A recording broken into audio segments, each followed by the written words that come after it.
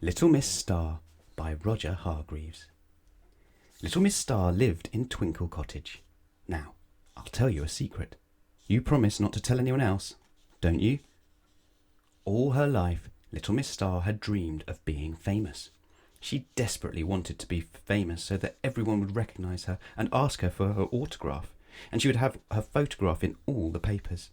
But she didn't know how.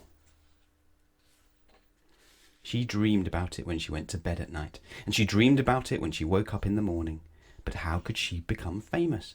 She had no idea.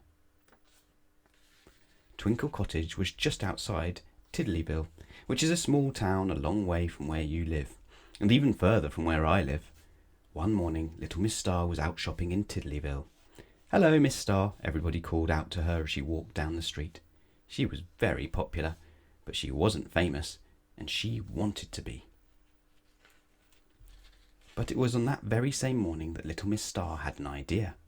An idea? Not likely. The idea. She was walking past one of the shops in Tiddlyville when something caught her eye. She stopped and stared. You see, it was that something that was to make her fame and fortune. Would you like to know what it was? I'll tell you later.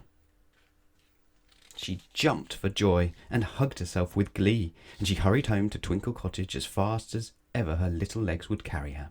She was going to be famous. She knew it. She ran upstairs and hastily packed a suitcase. Then she hurried downstairs, locked the front door of Twinkle Cottage, and went to the bus stop. The bus came, and she hopped onto it. "Fares, please," said the driver. "I want to go to Tiddlyport, Airville," said Little Miss Star excitedly. The driver scratched his head. "You don't by any chance mean Tiddlyville Airport?" he asked. Little Miss Star nodded and blushed. The driver smiled and gave her a ticket. At the airport, Little Miss Star bought an airline ticket. Where to? I'll tell you later. She had never been on an airliner before. It was all very exciting. "Hello," said an air hostess. "What's your name?" "Little Miss Star," she said. "And where are you going?" asked the hostess. "I'm going," said Little Miss Star, "to be famous." "Oh," said the hostess. After the airliner had landed, Little Miss Star collected her suitcase and took a taxi. Where to? I'll tell you now. To a house. The taxi drove up, and Little Miss Star got out. She knocked on the door. She could hear footsteps coming to the door, and then the door opened. There, before her, stood a large man.